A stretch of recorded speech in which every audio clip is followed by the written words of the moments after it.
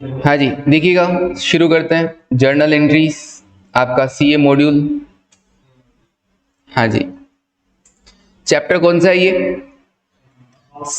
हाँ, second chapter. First chapter तो अपने छोड़ दिया, थ्योरी का था, मैंने कहा बाद में ले लेंगे, ठीक है ना। ओके, तो ये this one is chapter number 2। नाम क्या है? Accounting process. और उस अकाउंटिंग प्रोसेस में सबसे पहला फेज कौन सा? जर्नल। सबसे पहले जो ट्रांजैक्शन रिकॉर्ड होते हैं वो कहाँ पे? जर्नल में। इसके बारे में अपन लिखा भी है ऑलरेडी। अब इसके अंदर क्या क्या आएगा देखो, यूनिट ओवरव्यू, जिसमें सबसे पहले इन्होंने कहा क्या? Source documents. ये क्या होता है सर? सोर्स डॉक्यूमेंट्स जहां से अपने को फर्स्ट इंफॉर्मेशन एंट्री करने के लिए मिल रहा है कि भैया सेल्स इनवॉइस से सेल्स का एंट्री, परचेज इनवॉइस से परचेज का एंट्री, कोई अगर आप खर्चा करके आए तो बिल वगैरह होगा उससे एंट्री करना, इस तरीके से। All the document in the books which contain financial records and act as a evidence of transaction, कि भैया ट्रांजेक्शन हुआ है, ये रहा एविडेंस, हमने माल बेचा है, हमने माल खरीदा है। These are the source documents, ठीक है। फिर उसके बाद book of original entry and ledger accounts, ये भी सीखेंगे, ठीक है जी। और उसके बाद ट्रायल बैलेंस। अभी तक हमने सिर्फ किसकी बात की है?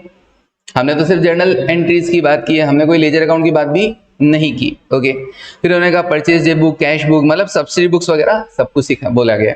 तो अपन ने पार्ट में अलग अलग कर रखा है। जर्नल आया अभी, अब फिर मैं आपको सब्सिडी बुक सिखाऊंगा, फिर लेजर और देन ट्रायल बैलेंस। ओके, ये क्या कर रहा है? ये पूरे यूनिट का, हाँ, ये पूरे अकाउंटिंग प्रोसेस का ओवरव्यू आपको बता रहा है। और उसमें अभी हम कौन सा पढ़ रहे हैं? अभी सिर्फ यूनिट 1 जर्नल एंट्रीज। ओके, चलो ट्रायल बैलेंस वगैरह देखेंगे क्या होता है, ये सब अभी तक अपन ने पढ़ा नहीं है। नाउ अकाउंट्स, जितने भी अकाउंट्स हैं, हमने कहा रियल, पर्सनल और नॉमिनल। यहां पे कैसे कर रखा है? यहां पे कैटेगरी जो अपने मॉड्यूल वालों ने कर रखी है वो कैसा है? अकाउंट्स है। कहा अकाउंट्स को हम दो पार्ट्स में डिवाइड करते हैं, एक पर्सनल अकाउंट्स और दूसरा इम्पर्सनल अकाउंट। मतलब हमने कहा था रियल, पर्सनल और नॉमिनल, राइट? है तो वही काम, लेकिन बस पर्सनल को पर्सनल बोला और रियल और नॉमिनल को क्या बोल दिया? Impersonal accounts. क्लियर है वाली चीज? तो अकाउंट्स के दो पार्ट, दो तरह के होते हैं, एक पर्सनल और दूसरा इम्पर्सनल। इम्पर्सनल में क्या डाल दिया इन लोगों ने? रियल और नॉमिनल डाल दिया। अल्टीमेटली बात वही है। ओके, पर्सनल अकाउंट में क्या क्या? नेचुरल, आर्टिफिशियल और रिप्रेजेंटेटिव, ये सब अपन पढ़ चुके हैं। ओके, फिर कहा डबल एंट्री सिस्टम। क्या होता है ये डबल एंट्री सिस्टम?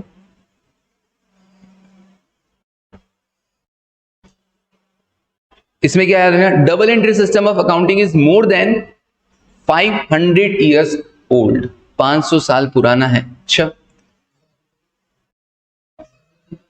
इतने साल पहले चलता था भाई, मैं तो था नहीं, ठीक है ना, लेकिन हाँ ये तो चलता ही होगा। More than 500 years old.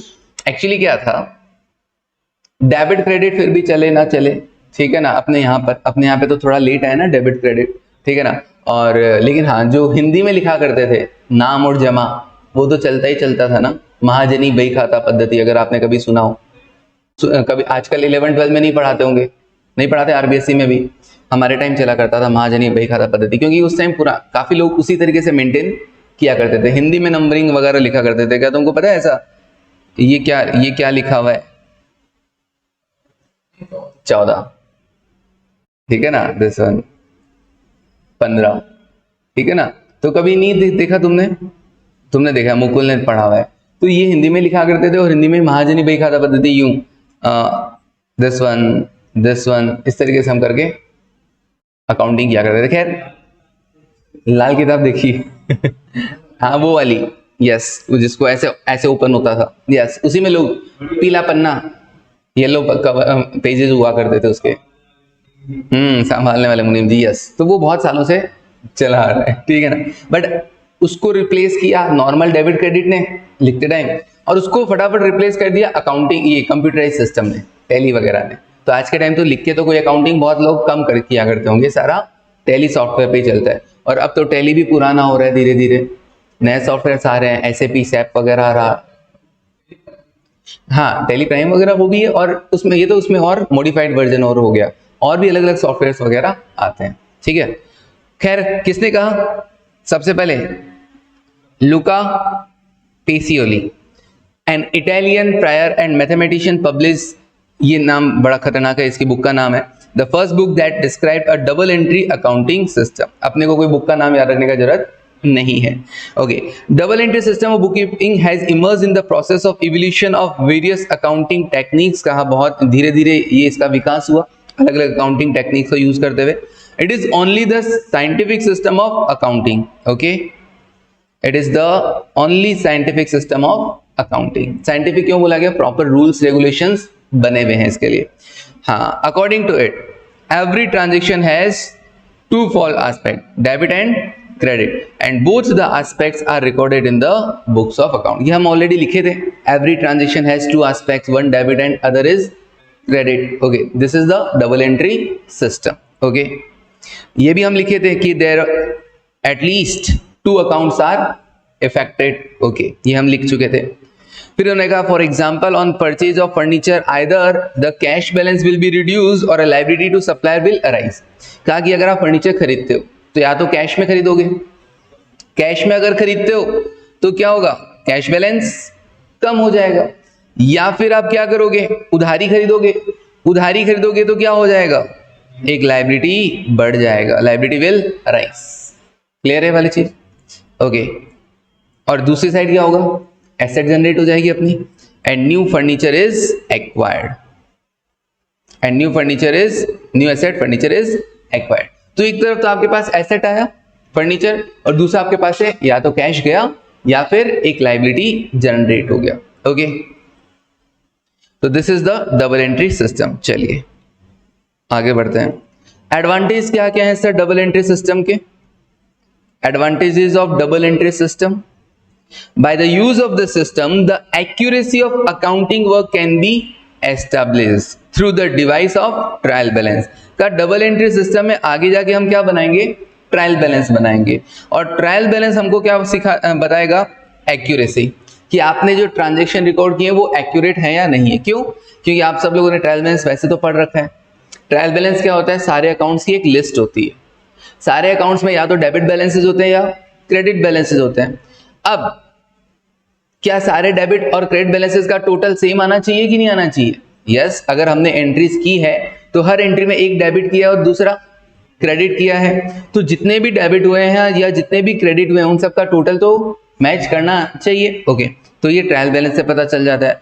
अगर मैच नहीं हो रहा है इसका मतलब आपने कहीं ना कहीं मिस्टेक कर दिया है, तो ट्रायल बैलेंस के थ्रू हम क्या कर सकते हैं? एक्यूरेसी जान सकते हैं। हालांकि आगे जाके आप पढ़ोगे कि ट्रायल बैलेंस से भी 100% एक्यूरेसी का पता चले ऐसा जरूरी नहीं है, कुछ गलतियां अभी भी छिपी हुई रह सकती हैं, वो सब देखेंगे अपन रेक्टिफिकेशन ऑफ एरर चैप्टर में।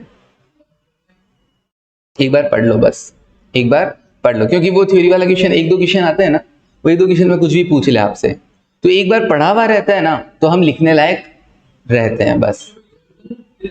नहीं, बुक की लैंग्वेज ऐसा कुछ नहीं है, आप दो चार बार देखो, खासकर अकाउंट में तो बिल्कुल नहीं है, लॉ वगैरह के अंदर तो चाहिए होता है, आगे जाके ऑडिट वगैरह पढ़ोगे उनमें बुक का लैंग्वेज चाहिए होता है, बट अकाउंट में ऐसा नहीं होता है। आप कुछ पॉइंट्स लिखे आते हो तो आपको नंबर मिल जाते हैं, ठीक है ना।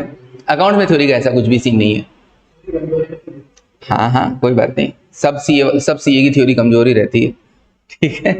हाँ, तो थ्योरी वीक है किसी का तो उसको ऐसा कोई प्रॉब्लम नहीं है, बस जो थ्योरी के बुक्स जो है, जो थ्योरी के सब्जेक्ट्स हैं उनको लिख लिख कर करो, जितना लिख कर करोगे उतना फायदा रहेगा, ठीक है ना। और लिखने का तरीका ये जो दिखा दे रखा है ना लोगों ने, सेम वैसा ही रहना चाहिए, पॉइंट वाइज, पैरा नहीं बनाना। अच्छा, बड़े बड़े पैरा नहीं बनाने हैं, बड़े बड़े पैरा को कभी कोई चेक नहीं करेगा। शॉर्ट एंड स्वीट अगर आप लिखते हो ना तो आपको नंबर मिलते हैं सीए में। वो चाहते हैं कि काम की बातें लिखो, बीकॉम की तरह पेजेस नहीं बढ़ना, वहां पर काम टू द पॉइंट बात करो, आपको नंबर मिलेगा, ठीक है। चलिए, मैंने कभी नहीं फिल किए पेजेस, टू द पॉइंट बात किया एकदम, नंबर मिलते हैं, कुछ नहीं फर्क पड़ता, छोटा बड़ा कुछ नहीं। आप पॉइंट्स में लिखोगे, सजा के लिखते हो, अच्छा लिखते हो, ठीक है ना, एक बड़ा पैरा लिखोगे तो वैसे भी कोई नहीं पढ़ने वाला। तुमको लगता है कि इतनी सारी कॉपीज आती है, उन सबके बड़े बड़े पैरा वो पढ़ते होंगे चेक करने वाले एग्जामिनर? बस वही बात है, एक थाली ऐसी होती है परोसी भी जो बहुत सुंदर लगती है, उसमें खाने का मजा आता है, और एक थाली ऐसी होती है जिसमें सब मिक्स करके दे दिया तुमको, अब देख लो खा लो। तो वो वाला सीन है। तो चेक करने वाले का भी दिमाग का लेवल पे आंखों को जो अच्छा लगेगा ना उसी में वो नंबर देगा। आंखों को अच्छा लगना जरूरी है, फिर कंटेंट अच्छा जरूरी है, दोनों ही चीजें जरूरी है ना, और वो फिर फटाफट नंबर देगा। और स्टार्टिंग अगर आपका अच्छा चल रहा है तो आगे भी वो उसी हिसाब से नंबर देगा। तो इसीलिए कहते हैं कि जो स्टार्टिंग में क्वेश्चंस करो ना वो करने चाहिए जो आपको आते हो, ठीक है ना। ऐसे क्वेश्चन स्टार्ट ही मत करो जो आपको नहीं आते। सब जगह ऐसे ही चेक होता है, ठीक है ना। हाँ, अच्छे से चेक करते हैं, बहुत ईमानदारी से चेक करते हैं। ऐसा नहीं कि बीकॉम वाली जगह बीकॉम के जैसा चेक करते हैं, लेकिन फिर भी प्रेजेंटेशन बहुत जरूरी है, और छोटे छोटे पॉइंट्स बना के प्रेजेंटेशन करो। लॉ में ऐसा रहता है कि पहले कोई केस आया है तो पहले प्रोविजन लिखो पहले पैरा में, दूसरे पैरा में उस केस के बारे में लिखो, और तीसरे पैरा में उसके रिगार्डिंग डिसीजन लिखो। लॉ के आंसर तुमको हमेशा ऐसे देने पड़ेंगे 3 पार्ट्स में, वो सर बताएंगे तुमको वगैरह वगैरह। चलिए अपने तो पॉइंट्स में चलने देना। अच्छा, और एडवांटेज क्या है? एक्यूरेसी का एडवांटेज हो गया। दूसरा क्या भैया, अकाउंटिंग रखेंगे तो क्या अपने को प्रॉफिट और लॉस का पता नहीं चल जाएगा? यस, प्रॉफिट और लॉस कैन बी असर्टेन। तीसरा, बैलेंस शीट भी तो बनाते हैं। बैलेंस शीट बनाने से क्या फायदा होता है? फाइनेंशियल पोजीशन का पता चल जाता है। फाइनेंशियल पोजीशन मतलब कि आज हमारे पास एसेट्स क्या क्या हैं और लायबिलिटीज क्या क्या। मतलब एडवांटेज में क्या लिखा? ट्रायल बैलेंस बनाने का फायदा, P&L बनाने का फायदा, बैलेंस शीट बनाने का फायदा। अब ये भी क्या याद करने पड़ेंगे? दिमाग से लिखा जा सकता है ये सब चीजें, ठीक है ना। अच्छा, फिर नेक्स्ट क्या कहा? The system permit account to be kept in as much detail as necessary and therefore afford significant information for the purpose of control. ये क्या बोलता है कि ये जो सिस्टम है डबल एंट्री सिस्टम, ये क्या करता है? परमिट करता है account to be kept in as much detail as necessary. जितना जरूरत हो उतना डिटेल्स में आप अकाउंट्स बनाएं। ऐसा भी नहीं है कि आप फालतू में लेंदी करें और उसमें टाइम खोटी करें। ऐसा भी नहीं है कि एकदम छोटा फॉर्म में बना दे कि इसको समझ में ही नहीं आए। मतलब जितना यूजर्स के लिए जरूरी है आप उस अकॉर्डिंग अकाउंटिंग करें। तो एक तरीके से रिजिड भी नहीं रखा, अपने को रोक के नहीं रखा कि नहीं तुमको ऐसा का ऐसा ही करना है ना, आप पर छोड़ दिया गया है अकाउंटिंग। बट क्या होना चाहिए? यूजर्स को समझ में आ जाना चाहिए कि तुमने अकाउंटिंग कैसे किया। नेक्स्ट, रिजल्ट ऑफ 1 ईयर में बी कंपेयर्ड। तो नेक्स्ट क्या हो गया? कंपैरिजन का। हम हमारे इस साल के प्रॉफिट्स को हमारे पिछले साल के प्रॉफिट से कंपेयर कर सकते हैं कि पिछली बार हमारा ग्रॉस प्रॉफिट क्या था, इस बार हमारा क्या है। पिछली बार हमारा नेट प्रॉफिट क्या था, इस बार हमारा नेट प्रॉफिट क्या है। अच्छा, और किससे कंपेयर कर सकते हैं? हमारे ही जो दूसरी फर्म से कंपैरिजन कर सकते हैं। भैया मेरा प्रॉफिट इतना है और ये भी मेरे जैसा बिजनेस चला रहा है, इसका प्रॉफिट कितना है। तो कंपैरिजन पॉसिबल है कब? अगर आप अकाउंटिंग करते हो। यस, जितनी भी लिमिटेड कंपनीज है उनकी प्रॉपर एनुअल रिपोर्ट्स बनती है और पूरी कॉपी आपके घर पे शेयर होल्डर्स के घर पे आएगी, तो पूरा पब्लिश किया जाता है, ठीक है ना। पूरा publish, users of financial statement मतलब उसको देखने वाले शेयर होल्डर्स, डिवेंचर होल्डर्स, सब लोग देखते हैं, ठीक है ना, कि कंपनी कैसा परफॉर्म कर रही है। तो सारे डेटा ये जो आप बनाते हैं वो पब्लिश किए जाते हैं।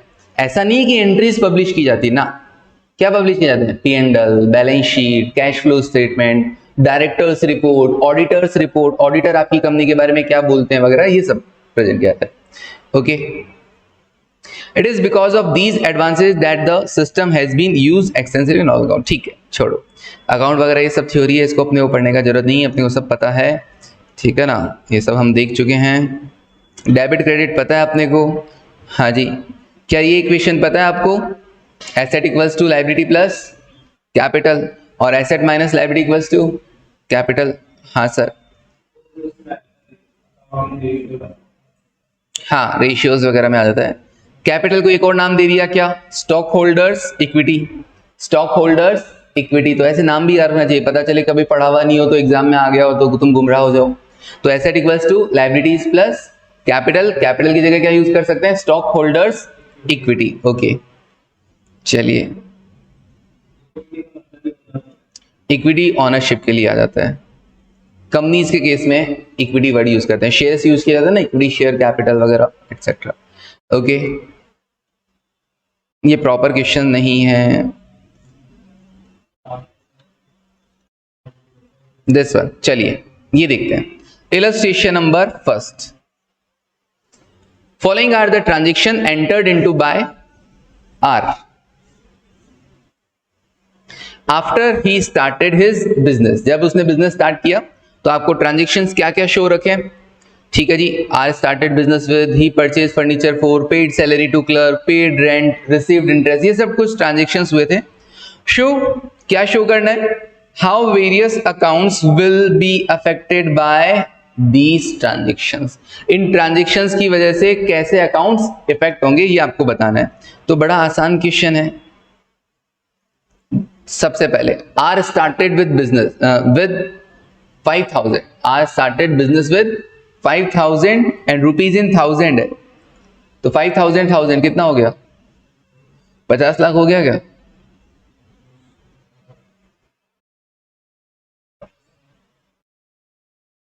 नहीं हुआ, 5 लाख ही हुआ। अच्छा लिख के देख लो, 5000 और 1000, अभी हो गया 50 लाख। अच्छा अभी भी 5 लाख ही है, अब तो हो गया यार, मैंने लिख दिया। देख 5000 है ना, उसके ऊपर 3 जीरो है कि नहीं है, तो ये 3 जीरो का आगे लगाओ, फिर देखो कितना आ रहा है। दिस वन आ रहा है कि नहीं आ रहा, 50 लाख हुआ कि नहीं हुआ, अभी हो गया ना, ठीक है। नहीं ऐसे तो नहीं पूछेगा, ये तो अपने नॉलेज के लिए भाई, अपन भी तो ऊपर रुपीज इन 1000 लिख देंगे, क्या दिक्कत है। हाँ अपन को तो ये माना है कि 5000 है, 1200, 1100, 1150 है, 2000 और रुपीज इन 1000, ठीक है। Okay, R started business with 5000, cash account debit to capital, yes cash account debit to capital, या अगर बैंक में जमा करवाया तो bank account debit to capital. अब इन्होंने क्या कहा, पहला ट्रांजेक्शन है, एक्सप्लेनेशन क्या किया, 5000 रुपए कैश इन्वेस्टेड इन बिजनेस, हमको भी पता है। अकाउंट्स कौन कौन से, बैंक अकाउंट और कैपिटल अकाउंट, ठीक है। कैश और कैपिटल की जगह क्या कर लिया, बैंक और कैपिटल कर लिया, ओके। बैंक क्या होता है, बैंक बैलेंस इज एसेट और कैपिटल इज कैपिटल। अच्छा इन्होंने कौन सा वाला अप्रोच फॉलो किया, ट्रेडिशनल या अकाउंटिंग इक्वेशन, अकाउंटिंग इक्वेशन। इसने कौन सा यूज किया, अकाउंटिंग इक्वेशन। एसेट है, एसेट बढ़ा गया, हाँ जी एसेट बढ़ा, कैपिटल बढ़ा गया, हाँ जी कैपिटल बढ़ा। तो एसेट बढ़ता है तो डेबिट करेंगे और कैपिटल बढ़ता है तो क्रेडिट करेंगे, बस इस तरीके से इन्होंने एक्सप्लेनेशन दिया, ठीक है। अच्छा दूसरा बताओ, इसी तरीके से अब इसी बेसिस पे दूसरा बताओ, ही परचेज फर्नीचर फॉर 1200 रुपए,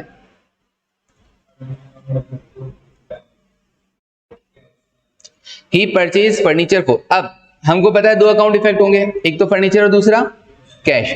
तो एक्सप्लेनेशन क्या होगा, फर्नीचर बढ़ा, एसेट बढ़ी है, एसेट बढ़ी है तो डेबिट कर देंगे, और बैंक बैलेंस कम हुआ होगा टू कैश की जगह, क्योंकि टू बैंक ही करना पड़ेगा क्योंकि पैसा बैंक में डाला था अपन ने पहले, तो टू बैंक, तो बैंक बैलेंस क्या हो गया, कम हो गया, एसेट्स कम हो गई, एसेट कम होने पर क्रेडिट करते हैं। देख लो जरा दूसरा यही है,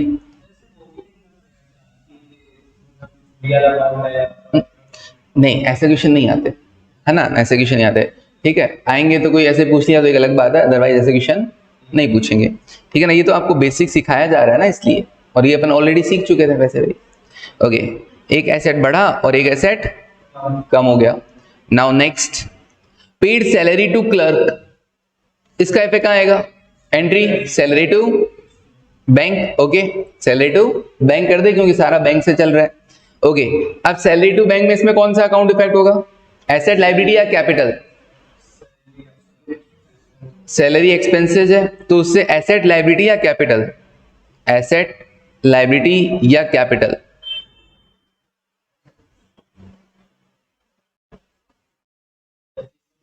एसेट्स लायबिलिटी या कैपिटल,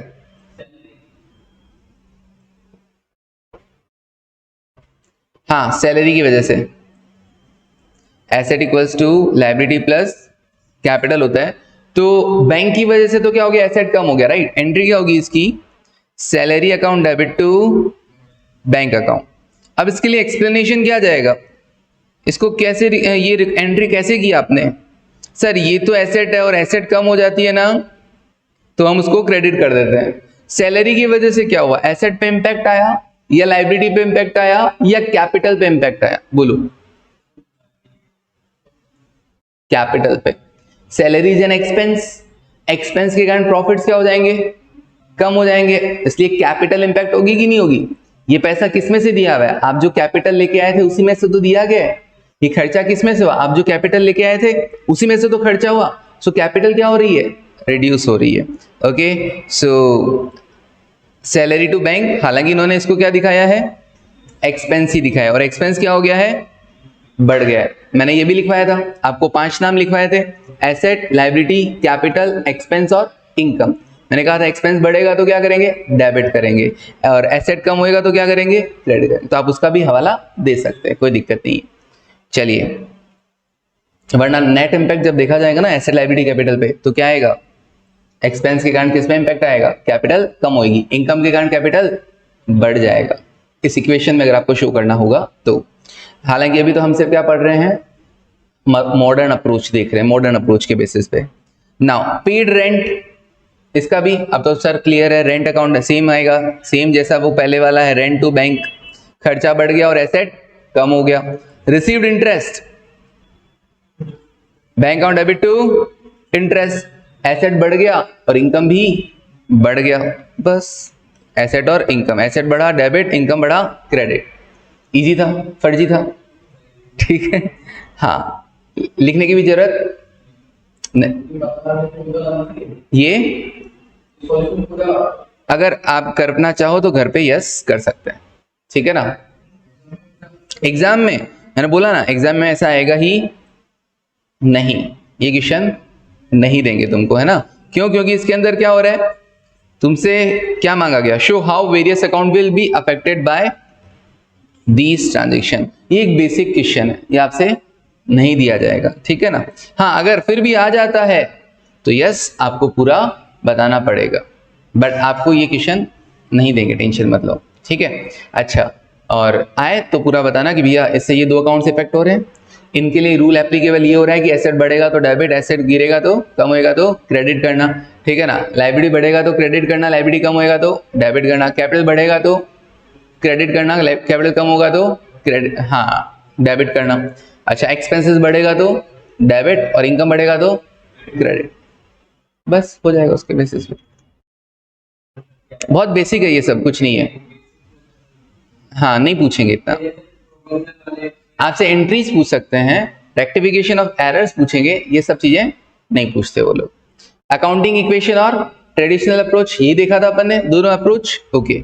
इसमें पहले अकाउंटिंग इक्वेशन को बोला गया, और अकाउंटिंग इक्वेशन क्या है, asset equals to liability plus capital, capital की जगह क्या यूज कर लिया गया, इक्विटी यूज कर लिया गया, एक ही बात है, okay. Equity plus long term liability, ये इक्वेशन बनाया गया। ये इक्वेशन पता है कैसे बना, क्या आपने बैलेंस शीट देखी है, हाँ सर बैलेंस शीट देखी है, ये हाँ टी शेप, ये एसेट्स होता है और इधर क्या होता है, लाइबिलिटीज होता है। Even equity plus liabilities, equity plus liabilities, okay. इसीलिए इक्वेशन क्या बन गया, asset equals to equity plus liabilities. अब इक्विटी, फिर उन्हें क्या कहा, इस तरफ क्या क्या आता है सर, इक्विटी आता है, लाइबिलिटीज में क्या क्या आता है, लॉन्ग टर्म लाइबिलिटीज भी आती है, करंट लाइबिलिटीज भी आती हैं, हाँ लोन्स वगैरह सब इसमें काउंट हो जाएगा ना, long term liabilities, short term, कोई 1 साल ज्यादा के लिए लिया हो तो लॉन्ग टर्म लाइबिलिटी, 1 साल से कम के लिए हो तो current liability, short term liabilities, okay. इस तरफ क्या, एसेट्स, फिक्स्ड एसेट्स भी होता है, करंट एसेट्स भी होता है, इन्वेस्टमेंट्स भी होते हैं, लेकिन इन्होंने जितना दिया अभी मैं केवल उतना बता रहा हूं, okay. Fixed assets, current assets, अगर हम फिक्स्ड एसेट में करंट एसेट जोड़ दे तो क्या आ जाएगा, टोटल एसेट्स। टोटल एसेट्स में से अगर करंट लाइबिलिटीज लेस कर दिया जाए तो equity plus long term liabilities. तो इन्होंने जो इक्वेशन बनाया है वो इसी बेसिस पे बनाया है, equity plus long term liability equals to fixed assets plus current assets minus current liability. अच्छा, इस इक्वेशन को वो और ऐसा भी लिख सकते थे क्या, बताना जरा मुझे। Equity plus long term liabilities equals to fixed assets plus working capital. क्या हम इसको ऐसा भी लिख सकते थे, fixed assets plus working capital? Yes sir. Current assets minus current liabilities क्या होता है? Working capital. पढ़ा है रेशियो के अंदर, करंट रेशियो, हाँ पढ़ा है, याद आ जाएगा फिर। Current assets minus current liabilities that is working capital. Okay, तो आप इस इक्वेशन को ऐसा भी लिख सकते हो। यस, तो आप अपने मॉड्यूल में लिख सकते हो इसको। एक और इक्वेशन बना दो जहां पे लिखा हुआ है पेज, हाँ पेज नंबर 2.8 पर, 2.8 पेज जगह होगा आपके पास, है ना जगह? 2.8 पर लिख लो।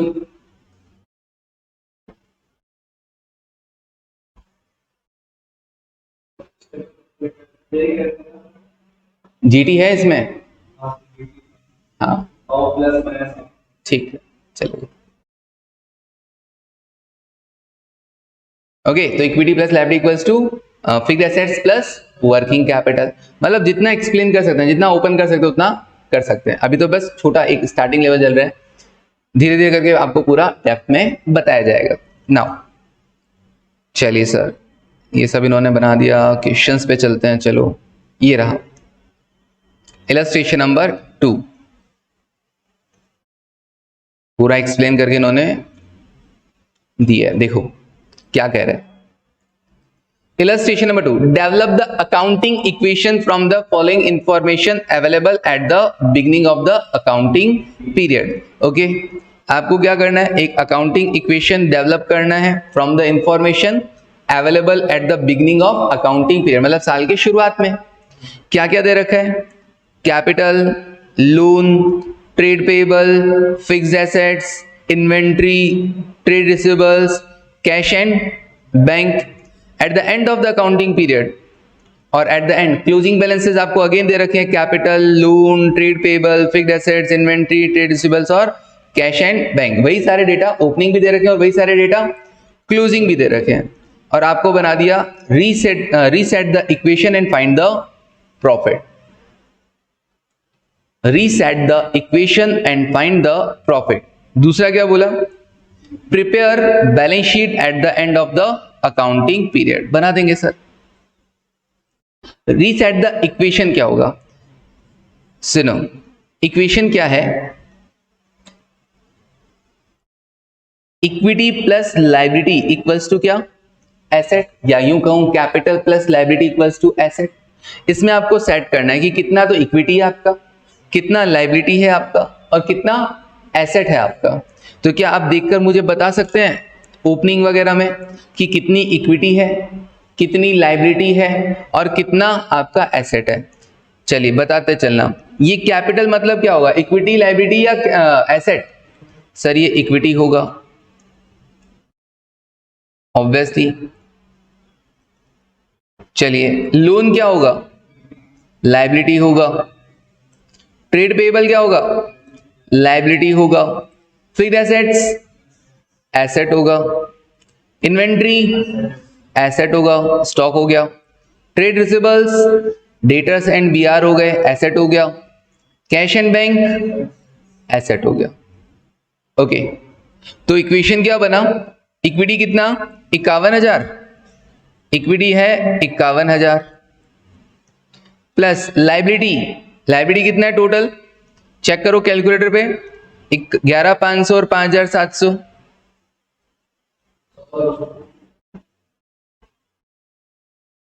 कितना? 17,200। ओके, और देखना एसेट कितना है? हाँ एसेट देखो, एसेट का टोटल लगाओ चारों का, 12,800, 22,600, 17,500, 15,300।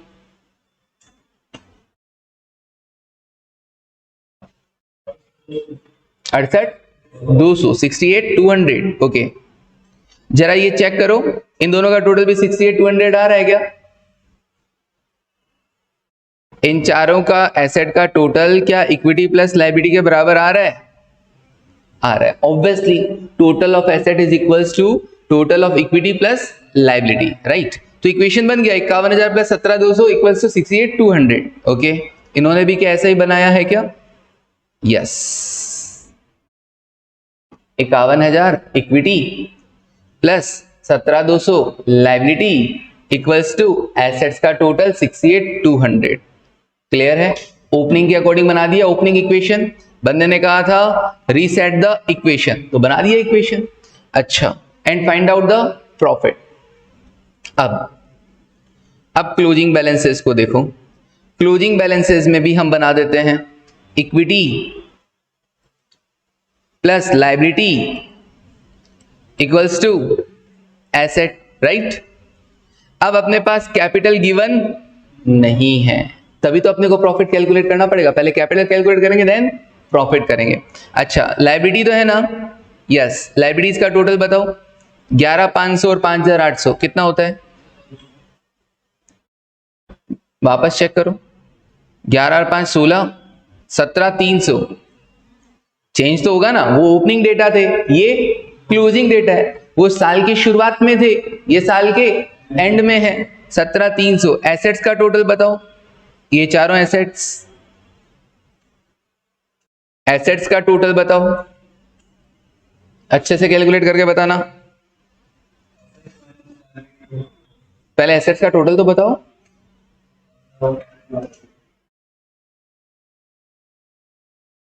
कैलकुलेटर यूज करने में टाइम लग रहा है। हाथ नहीं बैठा ना, बैठाओ। जितना ज्यादा प्रैक्टिस कर सकते हो उतना प्रैक्टिस करो, स्पीड बढ़ेगा धीरे धीरे। और एक ही कैलकुलेटर आपको जिंदगी भर यूज करना है। मतलब सर खराब हो गया तो अरे सेम वैसा ही लेके आ जाना। तो ऐसा कैलकुलेटर लाओ जो मार्केट में इजीली अवेलेबल हो। कितना? श्योर, मैं आप पे भरोसा कर सकता हूं क्या? 68,720 माइनस लाइबिलिटी करके बताना इक्विटी कितना आ रहा है। 68,720 माइनस 17,300, देखो कैपिटल कितना आ रहा है? 51,420। ओके, जरा चेक कर लेता हूं मैं पहले कि आप लोगों ने सही बताया है ना मेरे को। 51,420, यस। इक्विटी कितना आ गया? 51,420, यस, आपने एकदम करेक्ट बताया। ओके, तो अपने पास क्या था? इक्वेशन सेट करना था, कर दिया। तो अपन लिख देंगे eight the beginning of the year this one, right? Eight the beginning of the year this one. अभी मैं आपको लिखवा दूं या तो इसको लिखवा दूंगा। और at the end of the year हमने इक्विटी का कैलकुलेशन कर लिया। अब प्रॉफिट बताना है। बता सकते हो क्या? ये बताओ, साल भर में आपने कितना प्रॉफिट कमाया? ये रहा आपके सामने डेटा। साल भर में आपने कितना प्रॉफिट कमाया? मैंने कहा देखो सर, साल की शुरुआत में कैपिटल था कितना? 51। साल के एंड में कैपिटल कितना है? 51,420। इसका मतलब कैपिटल कितने से बढ़ गया? 420 से। क्यों बढ़ा? क्योंकि आपको ड्यूरिंग द ईयर प्रॉफिट हुआ होगा। तो क्लोजिंग, हाँ, closing capital minus opening capital, पूरे साल में सिर्फ 420 रुपए का प्रॉफिट हुआ है। Okay, so profit is 420। अभी मैं लिखवा दूंगा और फिर बैलेंस शीट और बनाना है तो बना देंगे। चलिए लिखना शुरू कीजिए आप मेरे साथ। Proper presentation, illustration number 2। 1 को तो नहीं लिखवाना ना? इलस्ट्रेशन में 1 को लिखवाने की जरूरत नहीं है। Okay, 1 by 1, step by step. क्या पूछा उसने सबसे पहले?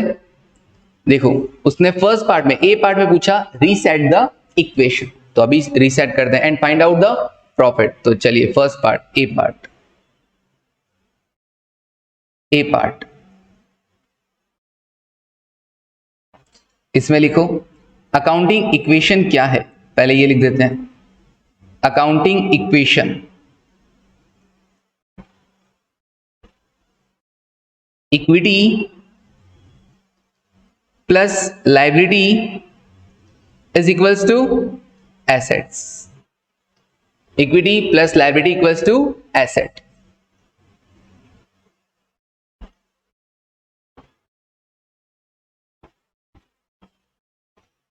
At the beginning of the year, at the beginning of the year, साल की शुरुआत में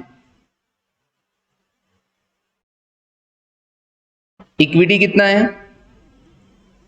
इक्विटी मतलब कैपिटल ना? ओके, कैपिटल कितना है अपना? ये रहा। बताओ वापस तुम लोग। 51,000 लिख दो, 51,000 रुपीज 51,000। अच्छा आप देखते हैं लाइब्रेरीज। लाइब्रेरीज में क्या क्या है? मैंने कहा लाइब्रेरीज में हमारे पास दो आइटम है, एक तो लोन है और दूसरा ट्रेड पेबल है। यस, एक तो लोन है और दूसरा ट्रेड पेबल है, तो लिख दो loan plus trade payable. Liability मतलब loan plus trade payable. Loan कितना था? 11,500 का, और ट्रेड पेबल 5,700 का। 11,500 और 5,700, 11,500 5,700, टोटल मिलके कितना बनेगा? 17,200। ओके, अब लिख देते हैं एसेट्स। एसेट के नाम पे क्या क्या है अपने पास? चार एसेट है, fixed assets, inventory, trade receivables और कैश एंड बैंक। ओके, तो fixed assets plus inventory, fixed assets plus inventory plus trade receivables. कभी कभी भी कोई मुझसे करंट एसेट पूछता है ना, तो तीन नाम मेरी जबान पे सबसे पहले रहते हैं, वो स्टॉक, डेटर और कैश। वैसे ही इन्होंने तीन लिया, स्टॉक की जगह इन्वेंट्री, डेटर की जगह वर्ड क्या यूज करना? ट्रेड रिसीवेबल्स, जिसमें डेटर भी आ जाते हैं और बीआरएस भी आ जाते हैं। और कैश की जगह क्या यूज करना? कैश एंड बैंक, या cash in hand, cash at bank, या कैश एंड कैश इक्विवेलेंट भी यूज किया जा सकता है। Okay, so cash and bank.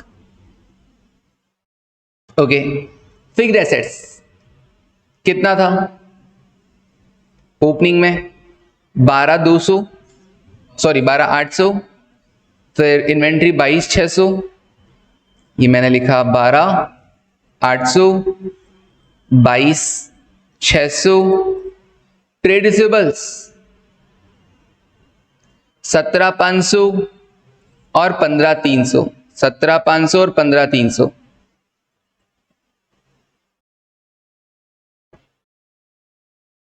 Total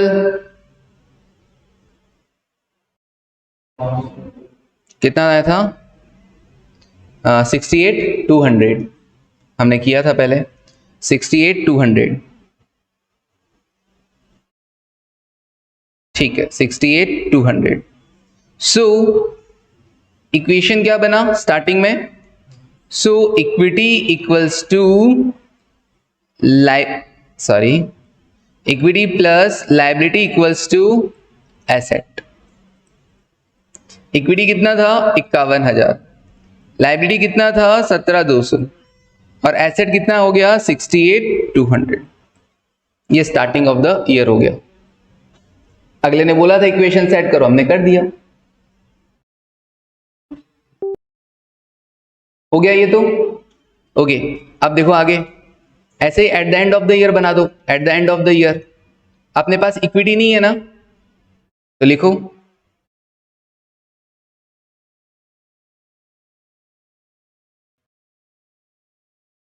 हाँ देखो, eight the end of the year, eight the end of the year, eight the end of the year आपके पास equity था क्या? नहीं था, तो आपको इक्विटी कैलकुलेट करना पड़ेगा कि नहीं करना पड़ेगा? ओके, तो इक्वेशन का यूज कर सकता हूं। इक्विटी का फॉर्मूला क्या रहेगा? Equity equals to assets minus liability. Okay, so अब एसेट्स वगैरह और देख लेते हैं, क्या क्या एसेट्स हैं, क्या क्या लाइबिलिटीज हैं। ओके, तो चलो साथ में ऐसे ही देख लेते हैं एसेट्स क्या क्या हैं। एसेट्स हैं सर हमारे पास, ये रही चार, fixed assets, inventory, trade receivable, cash and bank. तो इन चारों को ऐड कर देता हूं, 12,720, 22,900, 12,720, 22,900 प्लस 17,500 और 15,600, 17,500 और 15,600। ये तो हो गई चार एसेट्स। अब माइनस कर देता हूं इसमें से क्या, लाइबिलिटीज। लाइबिलिटीज कौन कौन सी हो गई, 2, लोन और ट्रेड पेबल। लोन कितना 11,500 और ये 5,800, 11,500 और 5,800। ओके, एसेट्स का टोटल कितना आया 68,720, 68,720 और लाइबिलिटी का टोटल 17,300। लाइबिलिटी का टोटल 17,300 हम ऑलरेडी कैलकुलेट कर चुके हैं तो इसलिए फटाफट लिख रहा हूं। अब बताओ इक्विटी कितना है, 51,420। Okay, at the end of the year equity equals to asset minus liability. लिख लिया यहां तक। अच्छा, फिर उसके बाद प्रॉफिट बताना था ना, so profit during the year, profit during the year.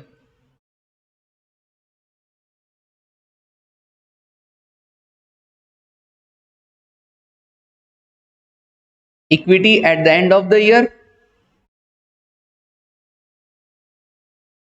Equity at the end of the year minus equity at the beginning of the year.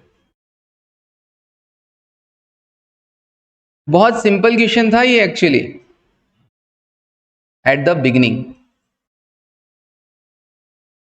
अभी इसमें और चीजें ऐड ऑन हो सकती थी कि ड्यूरिंग द ईयर और इतना कैपिटल इंट्रोड्यूस किया, ड्यूरिंग द ईयर इतना विड्रॉ कर लिया, तो वो भी इसमें एडजस्टमेंट होता प्रॉफिट की कैलकुलेशन में।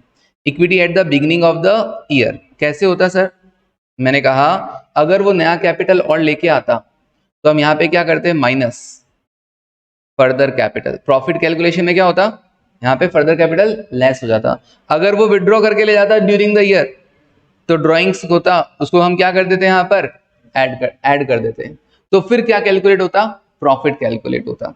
ठीक है, ओके, क्योंकि आपको पता होगा ना, opening capital plus further capital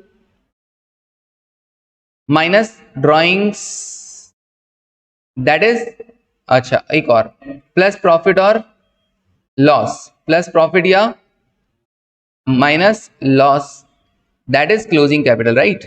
तो अब अगर मैं को कहा कि भैया प्रॉफिट निकालो, तो अभी तो अपने को सिर्फ 2 ही डेटा दे रखे हैं, क्लोजिंग कैपिटल और ओपनिंग। तो क्लोजिंग में से ओपनिंग लेस किया, अपने पास प्रॉफिट या लॉस आ जाएगा।